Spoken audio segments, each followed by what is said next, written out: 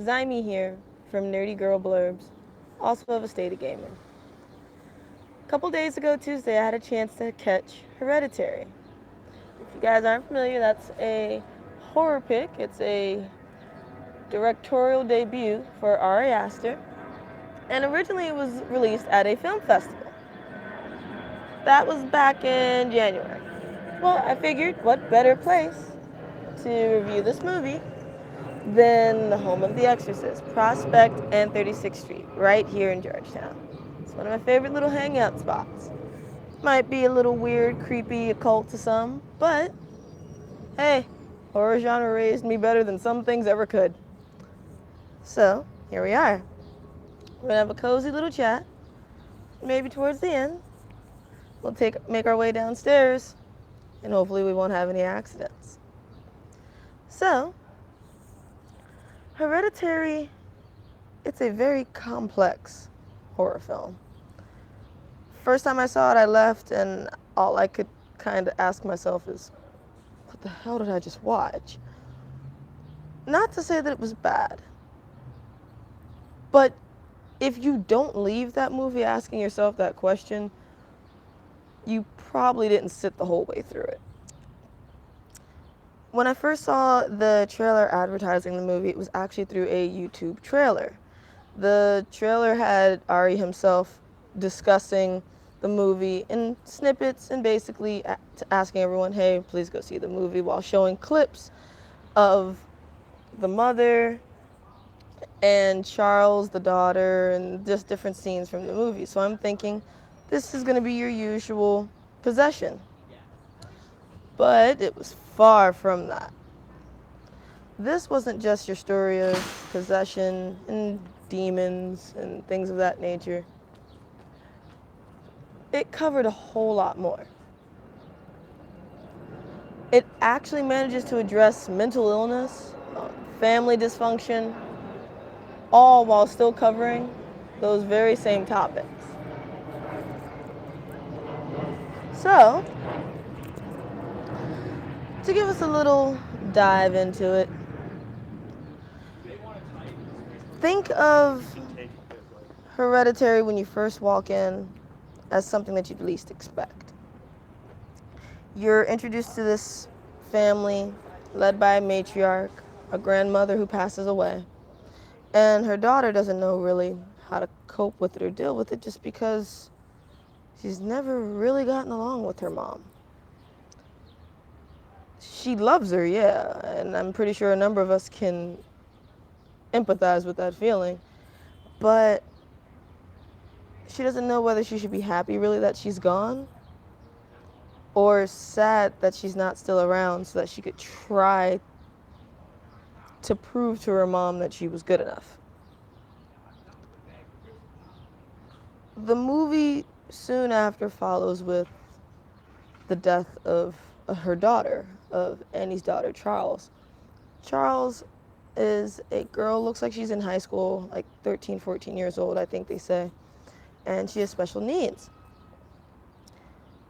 This means that the family, from what at least I noticed, they treat her somewhat awkwardly, almost as if they do love her and care about her, but at the same time, they kind of see her as a burden. The brother doesn't want to go places with her.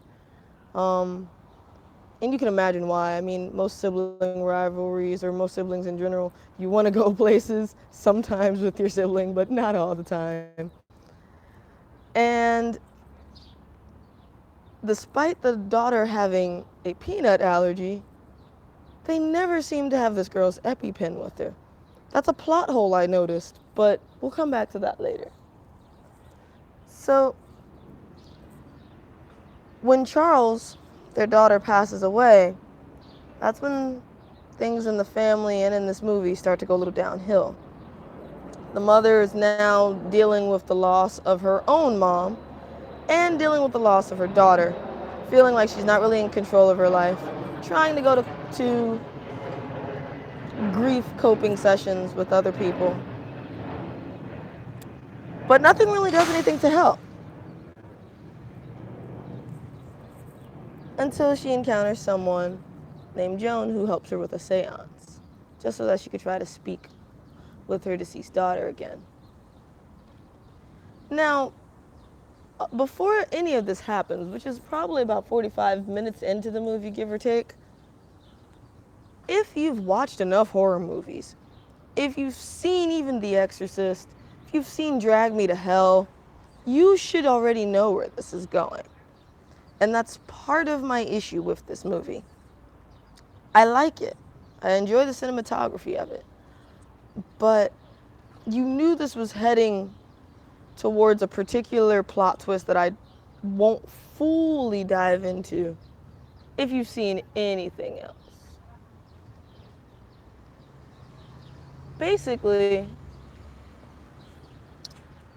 the movie goes from discussing mental illness in the family and Annie knowing that her father committed suicide via starvation, knowing that her brother killed himself because he claimed that their mom had tried to put something into him, which, woo, big foreshadowing note right there, 5 minutes into the movie. After dealing with all of this, you can see what's about to happen. And it's basically in relation to possession. Now, I haven't really studied demonology. I'm vaguely familiar with what grimoire texts are. And this movie incorporates a lot of that. I won't go too far into it, but I appreciate the consistency that they use for the symbols, the rituals and traditions for the occult. My one issue I gotta research myself, funny enough, is a discussion of the demon Paimon.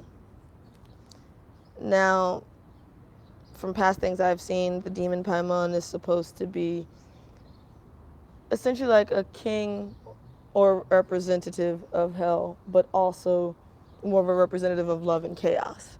And in some cases, it's depicted as a woman, a pretty voluptuous woman. In other cases, it's seen as a demon riding on the back of a goat. This demon plays a key role in Hereditary, and I won't go too far into why. What I will go far into, though, is why the movie felt kind of abruptly ended for me. The cinematography, as I mentioned earlier, is great. There's a wonderful use of no sound. For those of you who've taken a film class before, or I took when I was in high school, it was some sort of film class that I took where it was a combination of English study, but also of how sound is used in film and just different film aesthetics. I wish I could tell you what that class was, but it's 10 years ago, so you're gonna have to bear with me. But sound is very important in movies. And with horror movies, usually, unless they're trying to add a little bit of ambiance or a completely different setting, in order to build suspense, usually there's no sound. Or if there is, there's eerie sounding music. But there's almost little to no sound in this movie, with the exception of the people speaking and the occasional tune that's played outside of just natural ambiance, like birds. This is important because you're constantly in a sense of dread whenever it's silent. There's a buildup of suspense, even in the smallest of situations, just with them sitting in class. Think of it as that. Right now, you've been hearing all these noises behind me. Airplanes, lawnmowers, people walking, people talking, and occasionally the jar of a door clanking. But now imagine if it was completely quiet. And if only in the background did you hear my voice. And then you heard that clang. It might shock the living shit out of you. And that's what a good horror movie manages to do. So I appreciate Ari's use, or should I say lack of use, of sound. But I also like that he uses little to no jump scares in this movie. Like almost none. Instead, he pans the video, left, right, zooms around, has us in the foreground looking over any of the protagonists' shoulders from behind them. So we can't even barely see the dread or the impending creepiness that's behind them, which is key to building up again that suspense. So as far as how the movie was filmed, I love it. My issue, as I said before, is that it felt toward the end like it was slightly rushed. It goes from 0 to 100 pretty fast. Family members just fall off one after the other until we're left with the only other male protagonist who, to quote Jeff Goldblum, I guess he's not even being a Captain Tryhard, he's just being a Captain Do Nothing. He'd rather just pay attention to girls and smoke pot for most of the day. Which, if that's what you want to do, alright, but he's a high schooler with absolutely no direction and spends most of the movie whining and crying.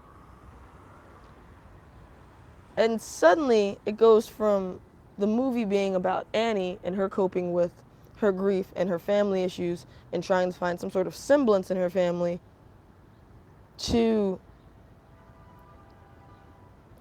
him being the ultimate goal and focus and brought into this world or reincarnated into this world kind of as a king. That last portion happens within like the last 20 minutes of the movie. That's what it felt like. And so I left Hereditary saying, what the hell did I just watch? Cinematically, it's impressive. It lures you in, it keeps you in your seat, it has frightful moments without relying to cliche jump scares. But I feel like there was so much room to expand upon that plot, to kind of let it blossom into itself and into the lore that Ari wanted to bring forward, as opposed to rushing into it.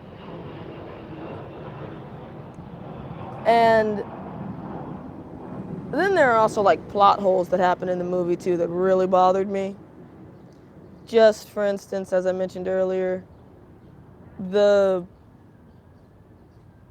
electrical pole that is involved in one of the family members losing their life.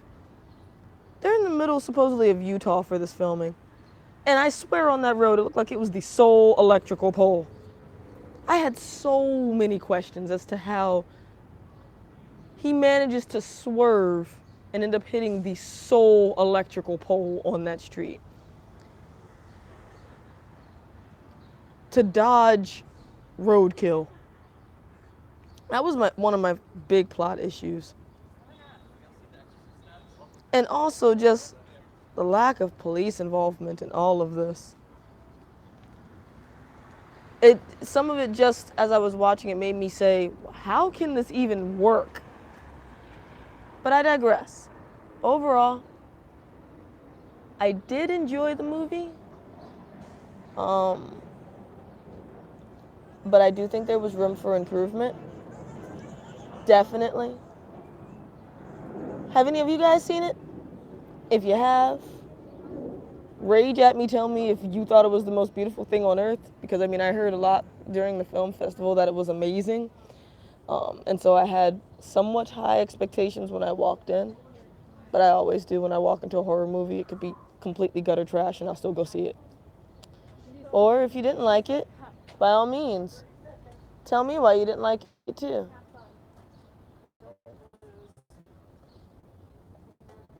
Regardless, this has been Zyme giving you guys a review of Hereditary from the home of the Exorcist. We'll chat again soon. Who knows, maybe I'll make this a regular thing. Until then, hope you guys enjoyed this review. Love to get your feedback. And bye.